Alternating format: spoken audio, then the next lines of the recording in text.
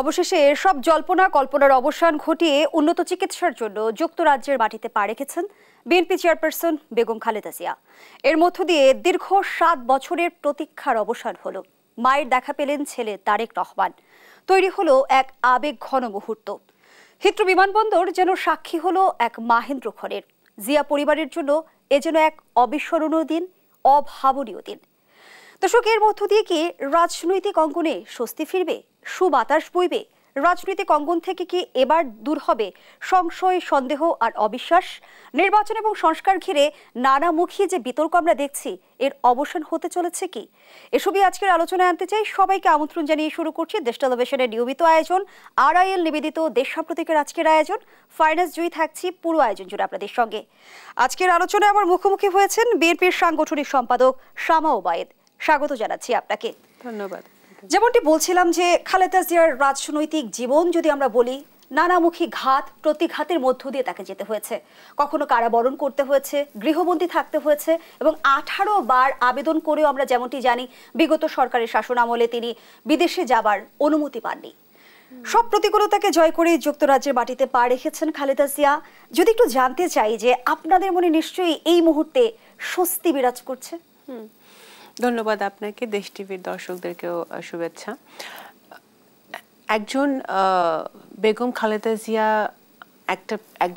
একটি প্রতিষ্ঠানে পরিণত হয়েছে। উনি ওনার নিজের কর্মের মধ্য দিয়ে ওনার নিজের দেশের প্রতি ওনার ভালোবাসা, মমত্ববোধ এবং দেশের মানুষের প্রতি ওনার মানে আনপ্যারালাল যে একটা আছে, ভালোবাসা আছে, সেটা দিয়ে এবং ওনার যে স্যাক্রিফাইস দেশের জন্য, দেশের গণতন্ত্রের জন্য, দেশের স্বাধীনতার জন্য, সার্বভৌমত্বের জন্য, সেই স্যাক্রিফাইসের কথা যখন আমরা চিন্তা করি তখন মনে হয় যে এই রাজনীতিবিদ, যিনি বাংলাদেশের প্রথম মহিলা প্রধানমন্ত্রী হয়েছেন, যে সময়ে ওনার রাজনীতির আবির্ভাব বাংলাদেশের ইতিহাসে, বাংলাদেশে একটি ক্রান্তিকাল অতিক্রম করছিল এবং যেইভাবে উনি পুরাটা স্বৈরাচারের সময়টা উনি বিএনপিকে শুধু না সারা দেশকে নেতৃত্ব দিয়েছেন, আপোষ করেন নাই এবং সেই ভাবে উনি 91-তে আপোষহীন নেত্রী হিসেবে আবির্ভূত হয়েছেন যখন উনি প্রথম প্রধানমন্ত্রী হলেন বাংলাদেশের। এবং বিভিন্ন ঘাত প্রতিঘাত উনি দেখেছেন এবং শেষে আপনি যেটা বললেন যে গত ফ্যাসিবাদী সরকারের সময় যে ওনাকে একটা মিথ্যা মামলায় জেলে রাখা হলো এবং একটা অমানবিক অবস্থায় রাখা হলো এবং সেই জেলে থাকা অবস্থায় ওনার শারীরিক অবস্থার আরও বেশি অবনতি ঘটে এবং চিকিৎসাও তখন উনি ঠিকমতো পাচ্ছিলেন না। যখন ওনার চিকিৎসা এভার কেয়ারে করা শুরু হয়, এবার আমরা দেখেছি যখন আপনাদের নিশ্চয়ই মনে আছে যখন করোনা হলো, কোভিডের সময় এই সরকার তখন বাধ্য হয়ে বলবো যে তৎকালীন ফ্যাসিবাদী সরকার, হাসিনা সরকার তাকে ওনাকে বাসায় থাকার অনুমতি দিল, বাট কোনো মানে এই যে বারবার জামিন চাওয়া হয়েছে ওনার মিথ্যা মামলার জন্য, সেই জামিনটা কিন্তু ওনাকে দেওয়া হয়নি এবং এই ঘাত প্রতিঘাতের মধ্য দিয়ে উনি গেছেন, যার কারণে ওনার শারীরিক অবস্থার আরও বেশি অবনতি হয়েছে। এখন আজকের দিনে যখন আমরা সোশ্যাল মিডিয়াতে বা আপনাদের নিউজে যখন ছবিগুলো দেখছি, আমাদের দেশনেত্রী বেগম খালেদা জিয়া এবং ভারপ্রাপ্ত চেয়ারম্যান সাহেব, ওনার মা ছেলের যে একটা মিলন এবং সারা পরিবারের যে একসাথে হয়েছেন, সেই ছবিগুলো যখন দেখছি এবং উনি ফাইনালি দেশের বাইরে ওনার যে চিকিৎসাটা প্রয়োজন সেই চিকিৎসার জন্য উনি যেতে পেরেছেন, সেটা আমার মনে হয় শুধু বিএনপি না, 17 কোটি মানুষই একটা স্বস্তির নিঃশ্বাস ফেলছে। এবং আমরা অত্যন্ত যেভাবে আমরা দোয়া করছি যে উনি সুস্থ হয়ে ফিরে আসবেন, সে একই সাথে আমরা আনন্দিত যে 7 বছর পরে উনি ওনার পরিবারকে, ছেলেকে দেখছেন, ছেলের বউকে দেখছেন। আমরা দেখেছি এয়ারপোর্টে তারেক রহমান সাহেব, জুবাইদুর রহমান ছিলেন, ওনার পরিবারের অন্য সদস্যরা ছিলেন, লন্ডন বিএনপির সকল পর্যায়ের নেতাকর্মীরা ছিলেন। তো এই জিনিসটা রাজনীতিতে অবশ্যই বিএনপির নেতাকর্মীর মধ্যে তো অবশ্যই, এবং আমি মনে করি যে সারা বাংলাদেশের রাজনৈতিক পরিবেশেই একটা আনন্দের ছোঁয়া লেগেছে। আমরা দেখেছি বেশ কিছু বছর যদি বলি যে খালেদা জিয়ার রাজনৈতিক কর্মকাণ্ড থেকে দূরে ছিলেন এবং রাজনীতি থেকেই বলা হয়ে থাকে দূরে ছিলেন। এই যে খালেদা জিয়ার আমরা যদি লন্ডন যাত্রার কথা বলি এবং রাজনীতিতে ফিরে আসার এক ধরনের ইঙ্গিত, বিএনপি আসলে বিষয়টিকে কিভাবে দেখছে? না, এখানে রাজনীতিতে ফিরে আসার কোনো ইঙ্গিত উনি দেননি। উনি সবসময় কিন্তু উনি এখনো বিএনপির অফিসিয়ালি বিএনপি চেয়ারপারসন, এবং উনি যেহেতু অসুস্থ, ওনার অবর্তমানে আমাদের ভারপ্রাপ্ত চেয়ারম্যান সাহেব দলের কনস্টিটিউশন অনুযায়ী দায়িত্ব পালন করছেন এবং খুব জোরালোভাবেই করছেন। যেহেতু ওনার শারীরিকভাবে উনি অনেকদিন ধরে অসুস্থ, অনেক মানে ডে টু ডে যে সাংগঠনিক কর্মকাণ্ডগুলো বা একটি দল চালানো বা একটি দেশের জন্য কাজ করার জন্য যেই শারীরিক এবং মানসিক সক্ষমতা প্রয়োজন হয়, সেটার তো ওনার এখন মানে আনফর্চুনেটলি গত মানে শেখ হাসিনার আমলে ওনার এত বেশি ওনাকে মানে অত্যাচার নিপীড়ন করা হয়েছে মানসিকভাবে, যেভাবে রাখা হয়েছে সেই অবস্থা উনি নেই। তো আমরা মনে করি যে উনি দেশে ফিরে আসুক, উনি দেশের মানুষের মাঝে ফিরে আসুক, রাজনীতিতে উনি আবার সচল হোক, সেটা সবাই চায়, আমরাও চাই। এবং সবচেয়ে বড় এখন আমার মনে হয় সবার ফার্স্ট প্রায়োরিটি হচ্ছে ওনার শারীরিক অবস্থা। উনি সুস্থ হয়ে দেশে ফিরে আসলে, উনি যদি বিএনপি চেয়ারপারসন হিসেবে দায়িত্ব পালন আবার করতে পারেন, দেশের মানুষের কাছাকাছি যেতে পারেন, তাহলে তো এর চেয়ে ভালো কিছু আর হতে পারে না। এবং আমরা দেখেছি যে উনি যখন এত অত্যাচারের পরেও ওনার কাছ থেকে শেখার অনেক কিছু আছে। একজন রাজনীতিবিদ হিসেবে, একজন প্রধানমন্ত্রী হিসেবে, একজন রাষ্ট্র নায়ক হিসেবে উনি যেভাবে মানবতার পরিচয় দিয়েছেন বারবার, ওনার উপর দিয়ে এতবার অত্যাচার হয়েছে, কিন্তু ওনার মুখ থেকে কারোর প্রতি কোনো ব্যক্তিগত কুৎসা আমরা কখনো শুনিনি। উনি সমালোচনা করেছেন, বিরোধী দলে যখন থেকেছেন তখন সরকারের সমালোচনা করেছেন, সরকারের কর্মকাণ্ডের সমালোচনা করেছেন, কিন্তু কাউকে ব্যক্তিগতভাবে অ্যাটাক করা, কাউকে কোনো কটু কথা বলা, কোনো বাজে কথা বলা, এটা আমরা কখনো ওনার মুখ থেকে শুনিনি। এবং সবচেয়ে মানে একজন রাজনীতিবিদ হিসেবে এত জনপ্রিয় বাংলাদেশে তো মনে হয় আর কেউ নেই, কারণ উনি প্রতিবারে যতবারই উনি নির্বাচন করেছেন প্রত্যেকটা সিট থেকে উনি জিতে এসেছেন। তো সুতরাং মানুষের সকল মানে ওনার দল না করলেও অন্য দলের দলমত নির্বিশেষে সকলেরই কিন্তু বেগম খালেদা জিয়ার প্রতি একটি অগাধ শ্রদ্ধা আছে, ভালোবাসা আছে। সেই শ্রদ্ধা এবং ভালোবাসা থেকে সবাই কিন্তু চায় যে উনি ফিরে আসুক রাজনীতিতে, উনি আবার মানুষের জনগণের কাছে যাক, সেটা কিন্তু সবাই চায়। এই মুহূর্তে বিএনপির দুজন শীর্ষ নেতাই দেশের বাইরে অবস্থান করছে। স্বস্তির কথা বলছিলেন শুরুতে, স্বস্তির পাশাপাশি আসলে যদি অস্বস্তির কথাটাও জানতে চাই, কোনো ধরনের শঙ্কা কাজ করছে কি? না, শঙ্কা কাজ করছে না, কারণ আমাদের প্রথম কথা হচ্ছে যে আমাদের দেশনায়ক তারেক রহমান সাহেব উনি খুবই দক্ষভাবে দল পরিচালনা করছেন এবং করে যাচ্ছেন বহু বছর ধরে, এবং সেটা আমরা দেখছি, প্রত্যক্ষভাবে দেখছি। আমরা যেহেতু সাংগঠনিক কাজে নিয়োজিত, আমরা সেটা দেখতে পাই সুস্পষ্ট। আর আমাদের এখানে তো আমাদের সম্মানিত মহাসচিব আছেন, আমাদের স্ট্যান্ডিং কমিটি আছে, যারা প্রতি সপ্তাহে আমাদের স্ট্যান্ডিং কমিটির মিটিং হয়, যেখানে সম্মিলিতভাবে সবগুলো পলিসি নিয়ে আলোচনা হয়, দেশের বিভিন্ন ইস্যু নিয়ে আলোচনা হয়, ডিসিশন হয়। তো আমার মনে হয় না, এবং সবাই যেখানে আছে তাদের নির্দিষ্ট দায়িত্বে নিয়োজিত আছে, তো এখানে শঙ্কা নেই। কিন্তু অবশ্যই আমরা চাই যে বর্তমান রাজনৈতিক যে প্রেক্ষাপট, সেই প্রেক্ষাপটে অবশ্যই আমরা চাই যে প্রেক্ষাপটটা একটু পরিবর্তন হোক। সেই ক্ষেত্রে অবশ্যই তো বিএনপি যারা নেতাকর্মী আছে তাদের মানে সাংগঠনিক কাজ এবং রাজনৈতিক কাজ দুটোই অনেক বৃদ্ধি পেয়েছে। ঠিক কি ধরনের পরিবর্তন আপনারা আশা করছেন? পরিবর্তন যেটা হচ্ছে যে দেখেন, ইন্টারিম গভর্নমেন্ট যেটা এখন যে আছে, তারা কাজ করার চেষ্টা করছেন, কিন্তু আমরা বিভিন্ন ষড়যন্ত্রের গন্ধ আমরা পাচ্ছি। যেমন সচিবালয়ে আগুন, বিভিন্ন জায়গায় মানে কিছু বিচ্ছিন্ন ঘটনা যেগুলো ঘটে, সেগুলোতে আমাদের প্রতীয়মান হয় যে এই সরকারের 100% কন্ট্রোল এখনো নাই, এবং বাংলাদেশের স্টেবিলিটি যাতে না থাকে, বাংলাদেশ যাতে আবার অস্থিতিশীল অবস্থায় যায়, সেই জন্য দেশি বিদেশি ষড়যন্ত্র এখনো চলমান আছে। সেটাকে যদি বন্ধ করতে হয় তাহলে অবশ্যই আমরা যে সংস্কার, বিএনপি তো সংস্কারের প্রস্তাব 2.5 বছর আগে দিয়েছে, যেমন তারেক রহমান সাহেব 27 দফা দিয়ে শুরু করেছিল, সেটা সকল দলের সাথে আলোচনা করে 31 দফায় এসেছে, এবং এই 31 দফার এই সংস্কার কিন্তু বিএনপি আগে থেকে ইনিশিয়েট নিয়েছিল। এই সংস্কারগুলো অবশ্যই করতে হবে। নির্বাচন কমিশন, জনপ্রশাসন, বিচার বিভাগ, দুদক এবং বিভিন্ন গণতান্ত্রিক প্রতিষ্ঠানগুলো যেগুলো ধ্বংস করে গেছে শেখ হাসিনা, এগুলো তো রিফর্ম করার প্রয়োজন আছে, কিন্তু রিফর্মটা তো রাতারাতি সম্ভব না, রিফর্মটা একটা চলমান প্রক্রিয়া। কিন্তু অবশ্যই কিন্তু দেশের 17 কোটি মানুষ, বিশেষ করে ইয়াং জেনারেশন, যারা এই জুলাই আগস্ট মাসে মৃত্যুবরণ করেছে, যারা এই জুলাই আগস্ট মাসে এই 17 বছর যে বিএনপির যে স্ট্রাগল, বিএনপির যে যুদ্ধ, বিএনপির যে ত্যাগ তিতিক্ষা গণতন্ত্রের জন্য, ভোটের একটি সুষ্ঠু ভোটের জন্য, সেটাকে একটা আলটিমেট পর্যায়ে নিয়ে যাওয়ার জন্য যে জুলাই আগস্টে জনগণ মাঠে নামলো, ছাত্র সমাজ মাঠে নামলো, তাদের যে ত্যাগ, এই ত্যাগটা তো বৃথা যাবে, ত্যাগটা তো কোনো সফলতার দিকে যাবে না যদি আমরা দেশে একটি গণতান্ত্রিক সরকার প্রতিষ্ঠা করতে না পারি। এবং সেটা প্রতিষ্ঠা করতে হলে অবশ্যই আমাদের একটি সুষ্ঠু ভোটের আয়োজন করতে হবে।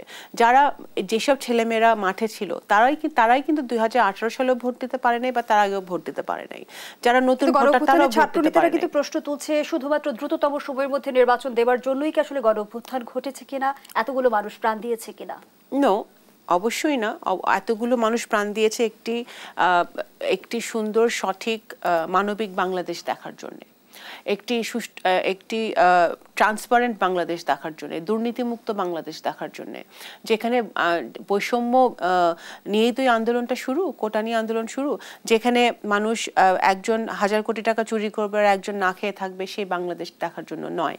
একজন মানে আপনার ঘুষ দিয়ে চাকরি পাবে, আরেকজন মানে কোয়ালিফাইড হওয়া সত্ত্বেও চাকরি পাবে না, সেটা সরকারি হোক আর বেসরকারি হোক, সেই বাংলাদেশ দেখার জন্য তো তারা করেনি। সেটা তো আমরা 100% একমত, সেটাতে কারোর সাথে বিএনপি দ্বিমত নেই, এবং ছাত্রদের সাথেও আমাদের কোনো দ্বিমত নেই। আমরা সেই বাংলাদেশই দেখতে চাই। বিশেষ করে আমি ব্যক্তিগতভাবে, আমি এই প্রজন্মের যে রাজনীতি করি, আমি অবশ্যই সেই বাংলাদেশই দেখতে চাই, যেখানে একজন প্রার্থীর ইম্পর্টেন্ট হবে, একজন ক্যান্ডিডেট ইম্পর্টেন্ট হবে, যে ক্যান্ডিডেটের শিক্ষা দীক্ষা ব্যাকগ্রাউন্ড সব কিছু ইম্পর্টেন্ট হবে, যে দেশের জন্য কাজ করবে, দেশের মানুষের জন্য কাজ করবে, ব্যক্তিগত স্বার্থ দেখার জন্য কাজ করবে না। এই ধরনের রাজনীতিবিদরা যখন বাংলাদেশে তৈরি হবে, এবং তখনই বাংলাদেশ এগিয়ে যাবে, এটা আমি বিশ্বাস করি। এবং সেটা যদি হতে হয়, তাহলে কিন্তু আপনার আবারও একটি গণতান্ত্রিক রাষ্ট্রের প্রয়োজন। সব সমস্যা কিন্তু একটা অন্তর্বর্তীকালীন সরকার সমাধান করতে পারবে না। আমাদের রোহিঙ্গা এক্সটার্নাল অনেক সমস্যা আছে, আমাদের রোহিঙ্গা সমস্যা আছে, আমাদের ইন্টারনাল তো অনেক সমস্যা আছে, প্রত্যেকটি গণতান্ত্রিক প্রতিষ্ঠানের সমস্যা আছে। এগুলো কিন্তু ডাক্তারদের সমস্যা আছে, শিক্ষকদের সমস্যা আছে, ইঞ্জিনিয়ারদের সমস্যা আছে, ব্যবসায়ীদের সমস্যা আছে, অর্থনীতির প্রবলেম আছে, যেটা অর্থনীতিতে অবশ্যই এই সরকার দেখছি যে চেষ্টা করছে। শিক্ষাতে যেমন অনেক সমস্যা আছে, যেগুলো এই সরকারের কোনো অন্তর্বর্তীকালীন সরকারের পক্ষে সম্ভব না সমাধান করা, সব সমস্যার সমাধান করা। তাহলে আমাদের কি দরকার? আমাদের এমন একটি প্রতিনিধিত্বশীল সরকার দরকার, যেমন গণতান্ত্রিক, মানে মানুষের ভোটে নির্বাচিত সরকার দরকার, যারা তাদের স্ব এলাকার প্রতিনিধিত্ব করবে এবং এলাকার মানুষের সমস্যা সমাধান করবে, পলিসি মেক করবে। সেই জিনিসগুলো, সেটা করতে হলে তো আমাদের টুডে ও টুমরো একটা ইলেকশন, একটা সুষ্ঠু ভোটের ব্যবস্থা তো আমাদের করতে হবে। এই যে ছাত্ররা যে রাজনৈতিক দল করতে যাচ্ছে, কেন করতে যাচ্ছে? কারণ তারা একটা কাঠামোর মধ্যে আসতে চাচ্ছে। আমি মনে করি অনেক সমন্বয়কারী আছে, অনেক নেতৃত্ব আছে তাদের মধ্যে ভালো ভালো, কিন্তু তারা একটা কাঠামোর মধ্যে, স্ট্রাকচারের মধ্যে আসতে চাচ্ছে। এবং এই দল গঠন করে কি দলটাকে শুধু তারা কি ইলেকশন করতে চায় না? আমার ধারণা তা অবশ্যই তারাও তো নির্বাচন করতে চায়। একটি দল যখন তারা গঠন করবে, দলটা যখন নিবন্ধিত হবে নির্বাচন কমিশনে, তখন অবশ্যই তারাও নির্বাচন করতে চাইবে। তো সুতরাং নির্বাচন, দেশে 15 বছর ধরে মানুষ ভোট দিতে পারে না, মানে সেই অবস্থার তো অবসান ঘটাতে হবে। তো সুতরাং এই জন্য এই যে মানুষ, জিনিসপত্রের দাম কিন্তু এখনো ইন্টারিম সরকারের আমলে কমছে না। তো এখন মানুষ কিন্তু আবার ধৈর্য হারিয়ে ফেলছে। তো সেইটা থেকে আমাদের যদি বেরিয়ে আসতে হয়, আমাদের আন্দোলন এক জিনিস, আপনার মাঠে আন্দোলন, মাঠের বিপ্লব এক জিনিস, একটি দেশ চালানো, দেশ পরিচালনা করা, দেশকে তো বিচ্ছিন্ন, আমরা বাংলাদেশের বিচ্ছিন্ন দ্বীপ না, পৃথিবীর সাথে আমাদের সম্পর্ক, আমাদের সকল স্টেক হোল্ডারদের সাথে সম্পর্ক রেখে বাংলাদেশকে সামনে এগিয়ে নিয়ে যাওয়া, এটা একটা আলাদা ব্যাপার। তো সুতরাং দুটোকে একসাথে করলে হবে না। আমরা আন্দোলন করেছে বিএনপির নেতাকর্মীরা, ছাত্র সমাজ, জনগণ, আমরা একটা ধাপের পার হয়েছি, ফ্যাসিবাদ মুক্ত হয়েছি। সেকেন্ড ধাপে আমাদের নতুন বাংলাদেশ দেখতে হবে। নতুন বাংলাদেশ যদি দেখতে হয়, এই যে আমরা দেশনেত্রী বেগম খালেদা জিয়ার কথা আলাপ করছিলাম, উনি কিন্তু যতবারই যার সাথে দেখা হয় উনি বারবার একটা কথা বলে, তোমরা সবাই একসাথে দেশের জন্য কাজ করো। ইউনুস, আমরা দেখেছি যে কিছুদিন আগে প্রধান উপদেষ্টার সাথে ওনার দেখা হয়েছে, ওনারা একটা সুন্দর পরিবেশে ওনাদের কথা হয়েছে, তখনও কিন্তু ম্যাডামের একই ধরনের কথা, মানে ওনার কথা ছিল যে সবসময় শান্তি, উনি শান্তির কথা বলেছেন, ভালোবাসার কথা বলেছেন, প্রতিহিংসা ত্যাগ করতে বলেছেন এবং বাংলাদেশের জন্য সবার একসাথে কাজ করতে বলেছেন। আমরা যদি ওনার কথাগুলোকে একটু আমলে নেই, ধারণ করি, তাহলে আমরা ছাত্র সমাজ সকল রাজনৈতিক দলে কিন্তু এক জায়গায় আসা সম্ভব। সেখানে আপনি কিছুক্ষণ আগে বলছিলেন সভাপতি যে ছাত্রদের নতুন রাজনৈতিক দল রাজনৈতিক আকাঙ্ক্ষা বাস্তবায়নের লক্ষ্যে গঠিত হচ্ছে, আপনি ইতিবাচকভাবেই দেখছেন এমনটিই বলা যায়, কিন্তু আপনাদের দলের নেতাকর্মীরা আবার ছাত্রদের নতুন রাজনৈতিক দল নিয়ে নানামুখী প্রশ্ন তুলছে, সেটি কেন? এই সন্দেহ সংশয়ের কারণ কি? আমি প্রশ্নটি আপনার কাছে রেখে যাচ্ছি, বিরতির সময় হয়েছে। দর্শক, আরআইএল নিবেদিত দেশ সাম্প্রতিকের এই পর্যায়ে একটা বিরতি নিচ্ছি, সাথেই থাকুন। ফিরে এলাম, আপনারা দেখছেন দেশ টেলিভিশনের নিয়মিত আয়োজন দেশ সাম্প্রতিক। নিবেদন করছেন RIL angle channel and square বার। আবারও ফিরছি আলোচনায়। সমবায়ে যে আলোচনায় আমরা ছিলাম, আপনি ছাত্রদের নতুন রাজনৈতিক দলকে ইতিবাচকভাবে দেখছেন, কিন্তু আপনাদের নেতাকর্মীরা আবার বিস্তর অভিযোগ এনেছে, কিংস পার্টি হবে কিনা, রাষ্ট্রীয় পৃষ্ঠপোষকতায় নতুন দল গঠন হচ্ছে কিনা, এই সন্দেহ সংশয়ের নেপথ্যে কি? এক একজনের এক এক মতামত থাকতেই পারে, কারণ এই ছাত্র সংগঠনগুলো তো একসাথে হয়েছিল একটি এজেন্ডা নিয়ে, যেটা হচ্ছে কোটা মুভমেন্ট ছিল, তাই না? এখন তারা চিন্তা করলো যে তাদের একটা রাজনৈতিক দল, একটা কাঠামোর মধ্যে আসা প্রয়োজন, কারণ যেহেতু অনেক এক সমন্বয়কারী, আমার মনে হয় তাদের নেতৃত্বের মধ্যেও একটা স্ট্রাকচার তাদের দরকার, এই জন্য তারা ভাবছে যে একটা দল গঠন করতে হবে। এখন দল গঠন করার পরেই কিন্তু বোঝা যাবে যে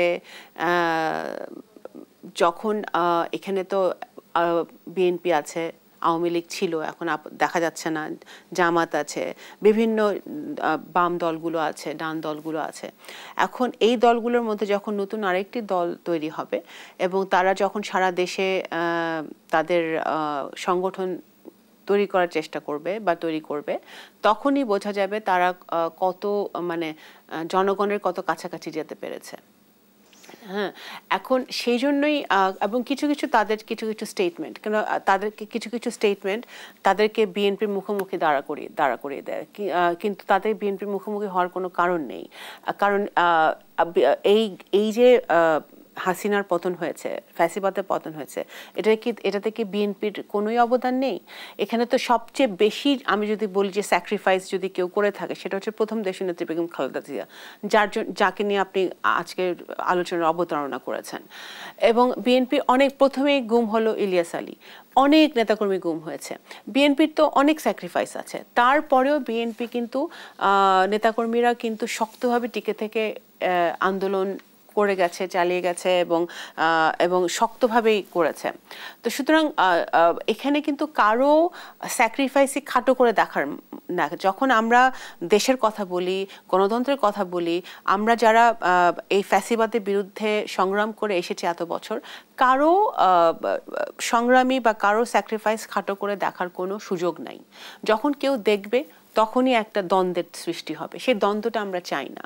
আমরা চাই এখানে সবাই সবার জায়গা থেকে কিন্তু চেষ্টা করেছে, কাজ করার চেষ্টা করেছে, আন্দোলন করার চেষ্টা করেছে, কথা বলার চেষ্টা করেছে, লেখার চেষ্টা করেছে, কিন্তু আমরা দেখেছি বিভিন্নভাবে মানুষ নির্যাতিত হয়েছে, নির্যাতনের পরেও চেষ্টা করেছে।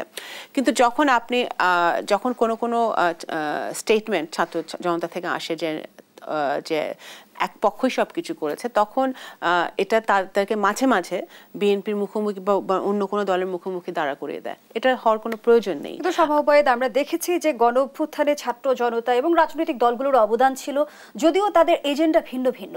সেই জায়গা থেকে নির্বাচন ও সংস্কার ইস্যুতে ঐক্যমত্যে পৌঁছাতে পারবো কি আমরা? না, অবশ্যই পারবো, কেন পারবো না। আপনাদের তখন ভিন্ন এজেন্ডা ভিন্ন হলেও এজেন্ডা কিন্তু একটা এজেন্ডা একটাই ছিল, যে ফ্যাসিবাদের পতন চাই, আমরা শেখ হাসিনার পতন চাই এবং আমরা একটি সুষ্ঠু গণতান্ত্রিক ধারা চাই, আমরা স্বচ্ছতা চাই, আমরা জবাবদিহিতা চাই। এবং বিএনপি কিন্তু ডে ওয়ান থেকে এই কথাগুলো বলে আসছিল। বিএনপি কিন্তু কখনোই বলে না যে বিএনপি ক্ষমতায় যেতে চায়, বিএনপি সরকার গঠন করতে চায়। বিএনপি বারবার যখন আমরা বলেছি যে একটি স্বচ্ছ গণতান্ত্রিক একটি জবাবদিহিমূলক সরকার বাংলাদেশে থাকতে হবে, এবং সেই কারণে কিন্তু এই আন্দোলনটা করে আসছিল বিএনপি। তো বিএনপি তো কখনোই ক্লেম করে না যে বিএনপি ক্ষমতায় যেতে চায়, এখনো বিএনপি ক্লেম করছে না বিএনপি ক্ষমতায় যেতে চায়। বিএনপি একটি সুষ্ঠু গণতান্ত্রিক ধারা, আবার যেটা শেখ হাসিনা ধ্বংস করে দিয়েছিল সেটা পুনঃস্থাপন করতে চায়, সেটাই মাত্র। এখন এই যে সংবিধান নিয়ে বা বিভিন্ন ইস্যু নিয়ে যে ডিবেট হচ্ছে বা মতপার্থক্য আছে, এগুলো আলোচনার টেবিলে সমাধান হওয়া সম্ভব। কেন সম্ভব নয়?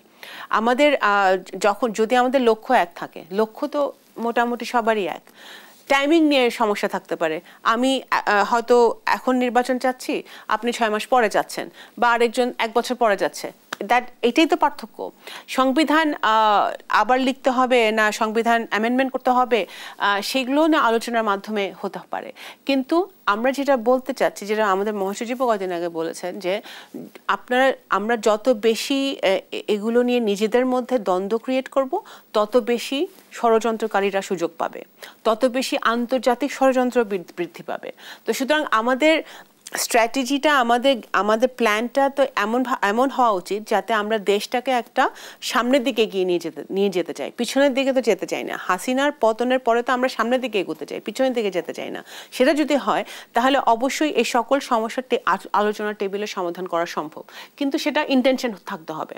আমি মনে করি বর্তমান অন্তর্বর্তীকালীন সরকারের প্রধান প্রফেসর ইউনূস সাহেবের 100% ইন্টেনশন আছে, হ্যাঁ, এবং উনি কিন্তু সবার সাথে কথা বলছেন, সবার কথাই উনি শুনছেন। সেটা যদি হয়ে থাকে তাহলে সব রাজনৈতিক দল এবং মতপার্থক্য থাকলেও, ছাত্র জনতার মধ্যে মতপার্থক্য থাকলেও সেটা সমাধান সম্ভব আমি মনে করি।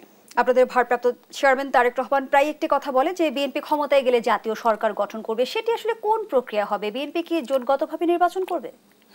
সেটা তো সময় বলে দিবে জোটগতভাবে বিএনপি নির্বাচন করবে কি করবে না।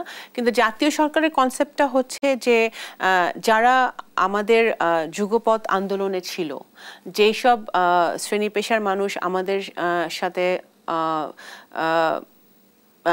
রক্ত ঝরিয়েছে, প্রাণ দিয়েছে, বা তারা বিভিন্নভাবে অত্যাচারিত হয়েছে, তারা এই ফ্যাসিবাদের বিরুদ্ধে গণতন্ত্রের পক্ষে আন্দোলনে ছিল, সকলকে নিয়ে এবং কাউকে বাদ না দিয়ে একটি সরকার গঠন করা, সব বেসিক্যালি একটা ইনক্লুসিভ পলিটিক্স বাংলাদেশে এস্টাবলিশ করা। যখন আমাদের 31 দফায় আছে রেইনবো নেশন, যে কাউকে বাদ দিয়ে নয়, সকল ধর্মের মানুষ, সকল মতের মানুষই এই জাতীয় সরকারে থাকতে হবে। কিন্তু বর্তমান রাজনৈতিক বাস্তবতায় সেটি আসলে কতটুকুন সম্ভব? কারণ আমরা দেখছি নতুন রাজনীতির মেরুকরণে পুরনো রাজনীতির হিসেব নিকেশ অনেকটাই বদলে গেছে, এবং দেখা যাচ্ছে যে বিএনপি জামায়াত সম্পর্কে টানাপোড়েনের সৃষ্টি হয়েছে। হঠাৎই মিত্রতার সম্পর্কে ফাটল কেন? রাজনীতিতে শেষ কথা বলে কিছু নেই আজকে। এখন এখানে তো টানাপোড়েনের কোনো ব্যাপার আমি দেখি না। ভিন্ন মত থাকতে পারে। জামাত একটি ইন্ডিপেন্ডেন্ট পলিটিক্যাল পার্টি, জামাতের একটা ভিন্ন মত থাকতেই পারে যেটা বিএনপির মতের সাথে মিলবে না, এবং বিএনপিরও ভিন্ন মত থাকতে পারে যেটা অন্যান্য পার্টির সাথে মিলবে না। কিন্তু তার মানে এই নয় যে আমরা সহ অবস্থান করতে পারবো না, কোএক্সিস্ট করতে পারবো না, আমরা দেশের জন্য একসাথে কাজ করতে পারবো না, সেটা তো নয়। তো আমাদের একটা যখন এইটাই তো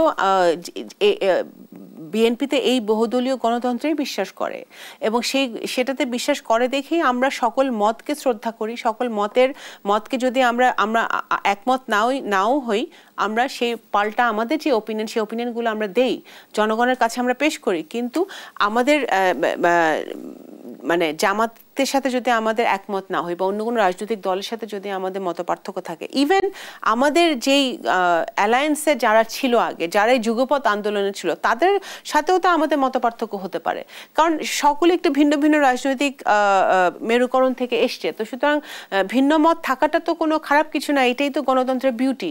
কিন্তু ভিন্ন মতকে মেনে নিয়ে দেশের স্বার্থে এক জায়গায় আসাটাও গণতন্ত্রের জন্য অত্যন্ত জরুরি, এবং সেইটাই কিন্তু বিএনপি চাচ্ছে। এবং বিএনপি চাচ্ছে যে যেই দলই হোক, ভিন্ন মত হোক, যখন যেটাই আমরা চাই না কেন, আমরা যদি ফ্যাসিবাদ মুক্ত বাংলাদেশ চাই, বৈষম্যবিহীন বাংলাদেশ চাই, আমরা যদি নতুন প্রজন্মের জন্য বাংলাদেশ গড়তে চাই, তাহলে অবশ্যই আমাদের এই সব ইস্যুগুলোতে আটকে গেলে চলবে না, যে সংবিধান আবার লিখতে হবে না, সংবিধান আমাদের অ্যামেন্ডমেন্ট করতে হবে, আমরা কি আবার নতুন মানে কখন নির্বাচনটা হবে, নির্বাচন মানে কোন টাইমিংটা কি হবে, কি কি সংস্কারের করে নির্বাচন হবে, বা কোন পর্যন্ত সংস্কার এই অন্তর্বর্তীকালীন সরকার করতে পারবে।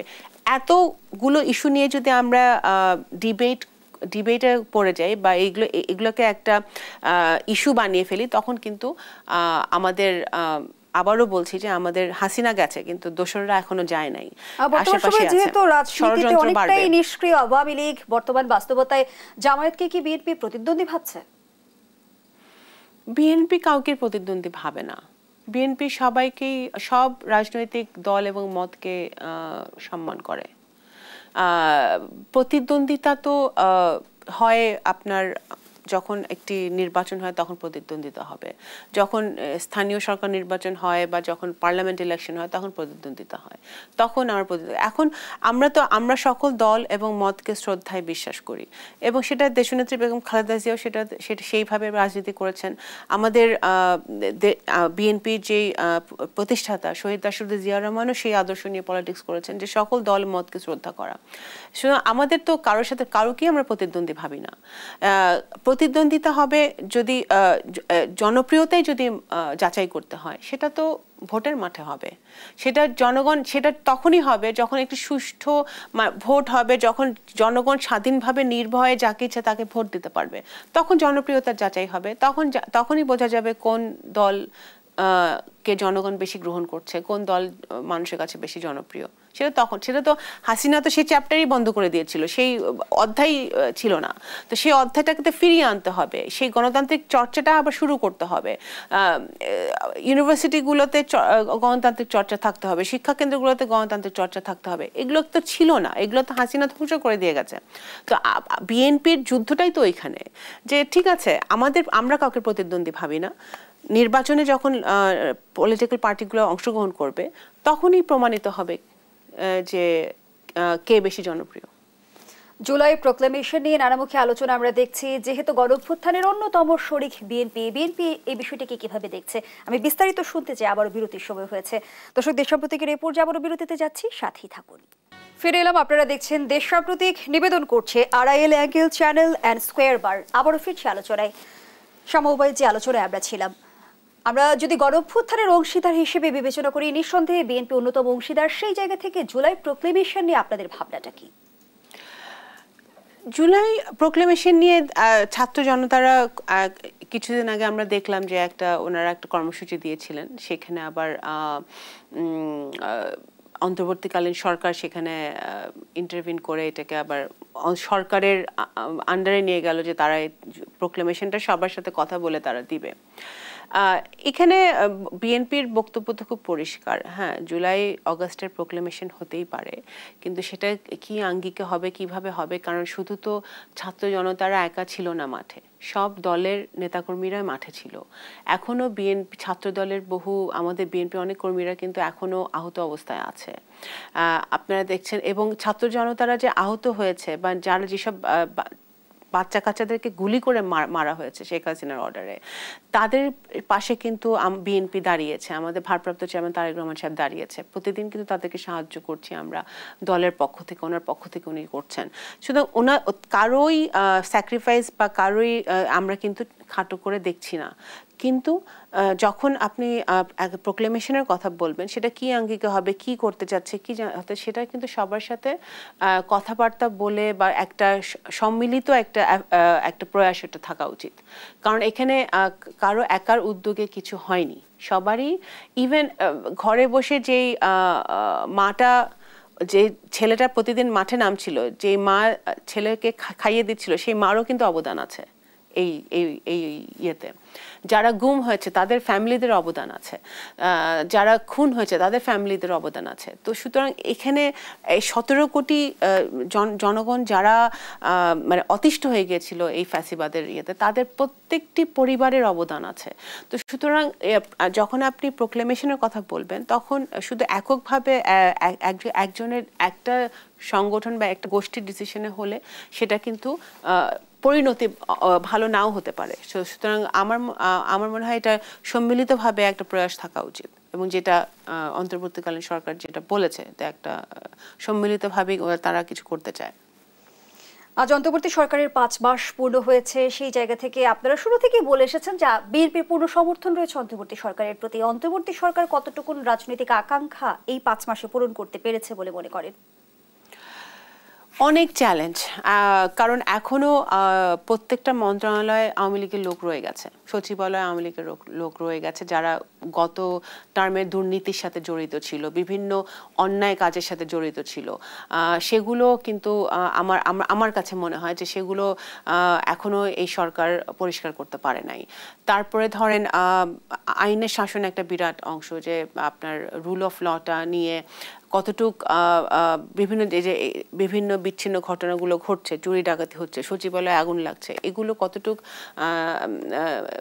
আমাদের জনপ্রশাসন ঠিকমতো কাজ করতে পারছে, কতটুক তারা সক্ষমতা অর্জন করেছে, সেটার একটা দেখার বিষয় আছে। তো এই অনেক চ্যালেঞ্জ কিন্তু আছে।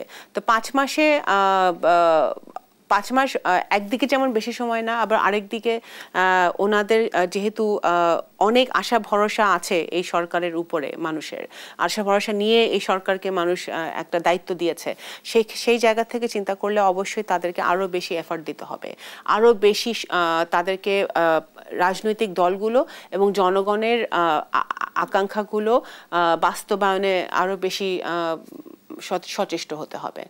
না হলে আরও বেশি সন্দেহ বাড়বে, আরও বেশি ইনসিকিউরিটি বাড়বে, এবং মানুষের মধ্যে একটা ধারণা তৈরি হবে যে এই সরকার কতটুকু শক্তিশালী, কতটুকু বাংলাদেশকে দিতে পারবে। জাতীয় নির্বাচনের পাশাপাশি স্থানীয় সরকার নির্বাচনের প্রস্তুতি নেওয়া হচ্ছে জানিয়েছেন প্রধান উপদেষ্টা। স্থানীয় সরকার নির্বাচনের ম্যান্ডেট অন্তর্বর্তী সরকারের নেই এমনটা বলছে বিএনপি। নতুন করে সংকট দানা বাঁধবে কি? অবশ্যই স্থানীয় সরকারের, যদি স্থানীয় সরকার ওনারা আগে দিতে চায়, স্থানীয় সরকারের ইয়েটা তো কাঠামোটাই তো এখন ধ্বংস করে দিয়েছিল শেখ হাসিনা। একেবারে বলতে গেলে যেহেতু প্রতীকের নির্বাচন হতো আগে, তখন একেবারে ইচ্ছা মতো, মানে পার্লামেন্ট নির্বাচনের মতো স্থানীয় সরকার নির্বাচনগুলো হতো। প্রশাসন একেবারে দলীয়করণ করে ফেলাতে 100% নিয়ন্ত্রিত ছিল। এখন স্থানীয় সরকারের কাঠামোটা তো অনুপস্থিত। এখন স্থানীয় সরকার নির্বাচন যদি দেওয়া হয় তাহলে সমস্যা আরো ঘনীভূত হবে। প্রথমে একটা সংসদ নির্বাচন হওয়া উচিত, যেখানে একটি শক্তিশালী সংসদ থাকবে, পার্লামেন্ট থাকবে, এবং সেই পার্লামেন্ট ডিসাইড করবে যে স্থানীয় সরকার নির্বাচন কখন হবে, কিভাবে হবে, কি পর্যায়ে হবে। সেটা হলে স্থিতিশীলতা বৃদ্ধি পাবে, বাংলাদেশটা স্টেবল হবে। এখন যদি স্থানীয় সরকার নির্বাচন দেয় তখন আরো বেশি অস্থিতিশীল হওয়ার সম্ভাবনা আছে। কারণ এখন আমি আবারও রিপিট করছি যে কিছু কিছু নেতারা আওয়ামী লীগের পালিয়ে গেছে, তাদের লোকজন কিন্তু আমাদের চারপাশে সারা বাংলাদেশে আছে। এখন স্থানীয় সরকার নির্বাচন দিলে তখন তারা কি পর্যায়ে, কি ভূমিকা তাদের থাকবে, কিভাবে থাকবে, তারা কোন দলের মধ্যে ঢোকার চেষ্টা করবে, এটা কিন্তু আমরা জানি না। তো সুতরাং যদি একটা সংসদ নির্বাচন আগে হয় এবং একটা শক্তিশালী পার্লামেন্ট থাকে, তখন কিন্তু ওই গণতান্ত্রিক সরকারের সিদ্ধান্ত নিতে সহজ হবে, এবং তারা যেহেতু জনগণকে প্রতিনিধিত্ব করবে পার্লামেন্টে, তাদের সিদ্ধান্ত নেওয়া সহজ হবে যে স্থানীয় সরকার নির্বাচনটা কখন কিভাবে হবে। গতকাল অন্তর্বর্তী সরকার শেখ হাসিনার পাসপোর্ট বাতিল করেছে এবং একদিন পরে আমরা দেখলাম যে আজ হাসিনার ভিসার মেয়াদ বাড়ালো মোদী সরকার। হাসিনার বিষয়ে এই যে ভারতের অবস্থান, বিএনপি এই বিষয়টাকে কিভাবে দেখে? বিএনপি, এটা তো আমি ব্যক্তিগতভাবে মনে করি যে এইটাতে ভারতের সাথে বাংলাদেশের সম্পর্ক অ্যাজ এ নেইবার আরো বেশি জটিল হবে। কারণ তারা এমন একজন যার বিরুদ্ধে খুনের মামলা, যার বিরুদ্ধে দুর্নীতির মামলা, তাকে যদি এভাবে মানে তারা আশ্রয় প্রশ্রয় দিয়ে রাখে, ভারতের সাথে বাংলাদেশের একটা মানে একটা ভালো সম্পর্ক থাকার প্রয়োজন, কিন্তু এই ভালো সম্পর্কটা যদি খারাপের দিকে তারাই নিয়ে যায়, দিল্লি নিয়ে যেতে চায়, তখন কিন্তু বাংলাদেশের সরকারের অনেক কঠিন হবে ভারতের সাথে বিভিন্ন যে দ্বিপাক্ষিক ইস্যুগুলো আছে আমাদের, এই ইস্যুগুলোকে সামনে এগিয়ে নিয়ে যাওয়া। এমনিতেই অনেকগুলো ইস্যু বাংলাদেশের সাথে ভারতের বিরাজমান আছে, সেই ইস্যুগুলো নিয়ে আলোচনার জন্যও কিন্তু ভারতের সাথে সম্পর্ক থাকা প্রয়োজন। কিন্তু যদি তারা ওনাকে পার্মানেন্টলি রাখার ব্যবস্থা করে, তাহলে সেই ক্ষেত্রে তো বাংলাদেশের মানুষের ক্ষোভ বাড়বে বাংলাদেশ। সুতরাং সেখানে আমরা যখন বলি পিপল টু পিপল রিলেশনশিপ, সেই রিলেশনশিপেও একটা ফাটল তৈরি হবে। ধন্যবাদ জানাচ্ছি শামা ওবায়েদ। আমরা আমাদের আয়োজনের একেবারেই শেষ পর্যায়ে, দর্শক এখানেই শেষ করছি দেশ প্রতীকের আজকের আয়োজন। ধন্যবাদ এতক্ষণ আমাদের সাথে থাকার জন্য।